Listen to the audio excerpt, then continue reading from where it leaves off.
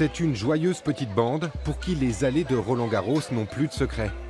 Pendant l'année, ces arbitres officient pour la Ligue Lorraine de tennis et tous ont été sélectionnés pour être juges de ligne lors des internationaux de France.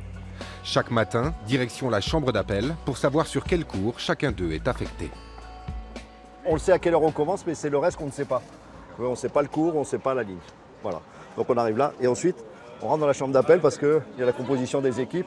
On doit cocher qu'on est présent. Ce jour-là, fait exceptionnel, ils sont 3 Lorrains à se retrouver sur le petit court numéro 16 où vont se disputer des matchs de double. Parmi eux, 2 novices, Jean-Yves et Stéphane. Tous deux se sont lancés dans l'arbitrage il y a à peine 2 ans et ils vivent aujourd'hui un rêve éveillé. Un jour, en rentrant au club de tennis de mes enfants, on me dit « Tiens, ça vous intéresserait pas, monsieur, de faire un petit peu... Il y a un stage d'arbitrage offert ?»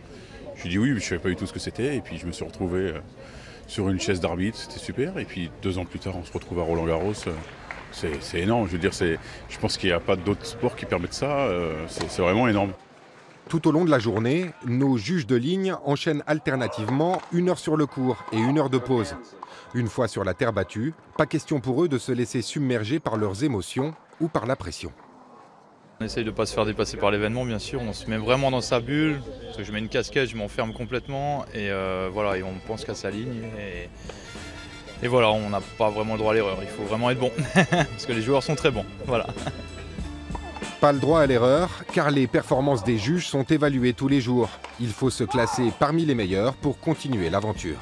Ils sont jugés par les arbitres de chaise, c'est-à-dire qu'à chaque rotation, les arbitres de chaise attribuent une note à chaque juge de ligne en fonction de ce qu'ils ont fait et essentiellement sur leur manière de juger les balles. Et ensuite, au bord de chaque cours, il y a un conseiller technique. Et le conseiller technique, lui, il a plusieurs critères. Il a la vue, bien évidemment, il y a la voix, la technique et l'image, puisqu'à Roland-Garros, tout est filmé. Sur les 8 Lorrains présents à Roland-Garros, 4 vont prendre part à la 2e semaine du tournoi, avec l'espoir d'être sélectionnés pour les finales du week-end prochain.